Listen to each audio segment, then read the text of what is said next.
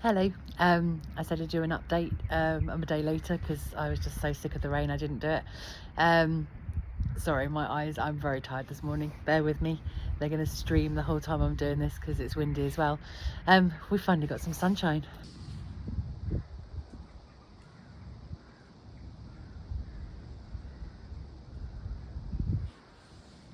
For those who haven't seen me before, my name's Jo.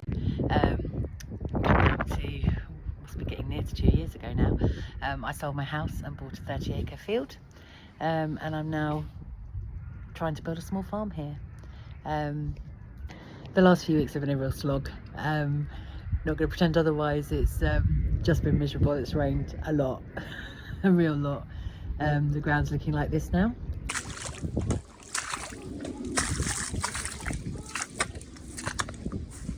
No one's more amazed than me that I didn't fall over whilst filming my feet doing that. So an update. Ari's still being Ari and enjoying digging his holes. Trying to keep the chickens dry has been more than a bit of a challenge. The chickens who've got the big shed are actually getting quite sensible now. They do just stay inside when it's raining, which is nice, much nicer for them. It is a pain though because I needed to clean them out yesterday, but they were all in the sheds and I didn't want to kick them out into the rain to do it, so I'll have to fit that in today. The ground's really wet. And their runs are wet. I've spent £500 on wood chip, and that's gone in the runs, but it's still mud. I need to get some patio slabs, I think, and just slab up the back of each of the runs, so they've at least got somewhere dry to stand, because at the moment it's not ideal for their feet. I've put some blocks in there so that they can at least stand on them to get out of the mud. Yeah, it's just a bit rough. I am letting them out, one at a time, if you like, for a few hours each day, because I'm not giving away or selling the eggs. I'm not getting that many eggs still yet, although that is coming. I'm going to have to cover the runs and keep them locked up soon, or else I'm going to have eggs coming out my ears. But yeah, this isn't ideal. The chickens all need a good bath, really, but it's fairly pointless doing it until we get some more sustained dry weather and the coops start drying out. I am keeping an eye on their feet. We haven't got any bumblefoot yet, touch wood, and we are trying to avoid that. That's why I'm letting them out each day, so they've got some slightly more dry ground to stand on where the grass is.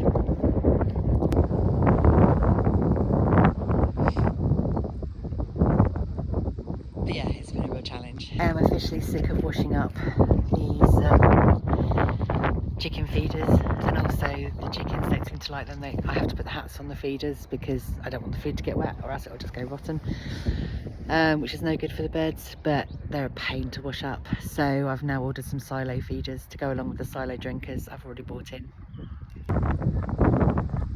I think I overestimated how strong I am when I bought these drinkers. I got them because I was just carrying bottles of water backwards and forwards from my mum's to fill up the chicken drinkers. But it turns out these ones are really heavy. I should have probably got slightly smaller. I think these are 35 or 45 litre, I can't remember, drinkers. And yeah, they weigh an absolute ton.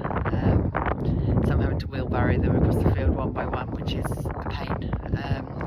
I think probably what I need to do is just fill them 2/3, then they'll be much lighter to carry, and then just top them up with bottled water. So not perfect, but still better than having to go quite so often to fill up bottles of water.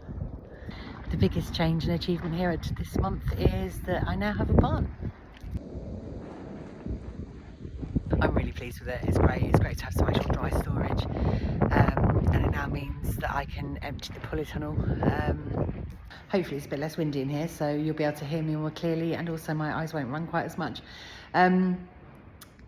Yeah, so what I'd done, it's a bit convoluted. I had a metal shed on the field when I first bought it, where I emptied all the stuff from my previous house, so the shed and the garage, into it, for storage really. I have a lot of gardening stuff because I used to do a lot of gardening, certainly growing my own fruit and veg and all that sort of things. So I needed somewhere to keep that while I was living in the mobile home park. So that all went into the metal shed. I needed the metal shed though once I'd got the chickens up and running, because I needed somewhere to put all of the feed and the bedding and all the other gubbins that comes with having chickens. So I ended up emptying the metal shed, putting everything from that into the polytunnel, and then moving the metal shed over to where the chickens are. You've seen the metal shed before, so I won't go and show you that now. But now I've got the barn, that means I can now empty the polytunnel of all the stuff, plus all the chicken stuff is coming in here that isn't needed day to day. This will be storage for bedding, and I will get some metal feed containers so I can have some more feed. At the moment I'm just going and buying multiple bags at a time, tipping them into metal bins that are in the little metal shed. But I will be able to buy on a larger scale and store it here, which will be much more cost effective and much more practical really. So yeah, really pleased with this space, really pleased with the barn. Costs wise, I think it's cost me just over 21,000 to build this barn. It's 10 metres by 6 metres, so not a big barn on an agricultural scale at all, but big enough when you've got 25 acres and are dealing with poultry. It's not like I need cattle and stuff, bedding and stuff for cattle in here. So, and hopefully eventually I'll have a silo for the bird feed. But that's on a long list of stuff to get. Biggest excitement for me with this barn was that it turns out it actually comes with an electric roller door. Admittedly, it'd be more exciting if I had electricity, but I think what I'm going to have to do is just save up and get some solar panels on here and a little battery. It will be a much cheaper setup than the house, obviously, because I won't need anywhere near the power. It will also mean I can probably run the incubators in here as well, and that'll be useful for when I'm breeding chickens. It'd be nice not to have a big incubator in the mobile home. So yeah, that would be ideal. I also got a skip because I'm tired of it being messy here. I have been surviving rather than thriving for the last 18 months, I would suggest. So yeah, it's time to get on top of it all. So I'm cleaning up. The sheep have been and gone. I had 147 sheep here, and they did a really good job. They trimmed the grass right down, and now it's all coming up beautifully green.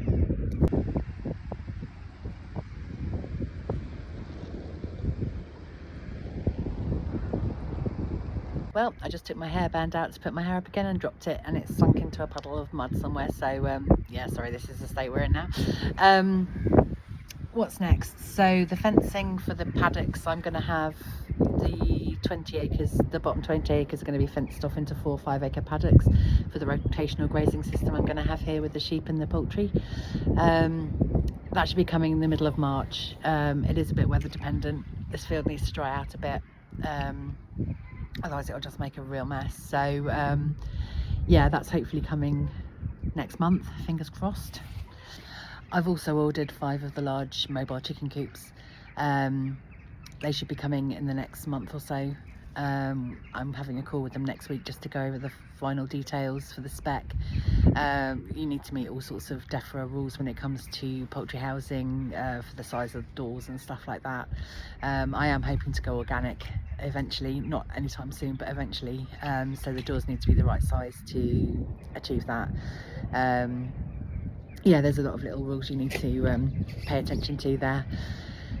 I've gone for smaller units. I've gone for units that hold 120 birds. I asked around a lot of companies. I did a lot of shopping around for this because it's important. It's a big part of the business really. I want high welfare coops, but I also want practical coops. And in fairness, the companies were very honest when I spoke to them. You can get mobile units for sort of 400 or 500 birds, but those people were honest when I said, you know, I'm going to need to move them every month at least, and they just suggested that the coops can bend and break basically on movement, the larger ones. So that's why I've gone for the smaller ones, and the aim is to have 40 of them here eventually, over sort of like the 3 years of the business plan. But it is going to be a case of getting them in section, well, it's not sections, they come in as a whole thing, but getting them in a few at a time.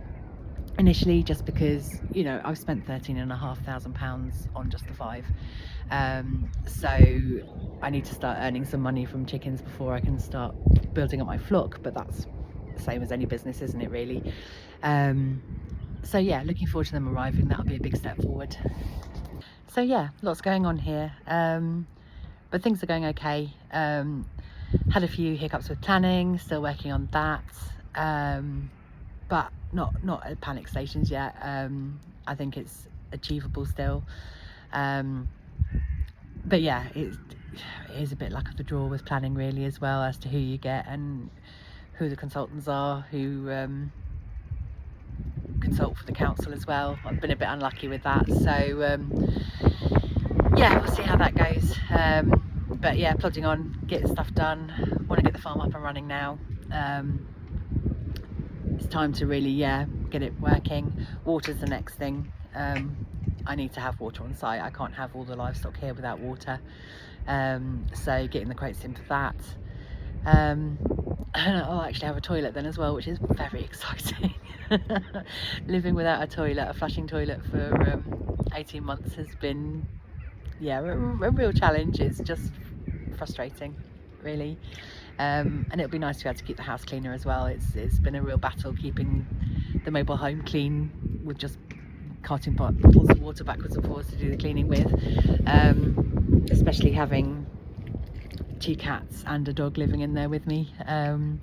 So it'd be nice to have a home where I can actually just relax in rather than feel stressed all the time because it's dirty. So yeah, that'll be a big step forward, and it'll also be very nice to be able to just have a shower here rather than having to drive over to my mum's every day. As nice as it is to see mum daily, it's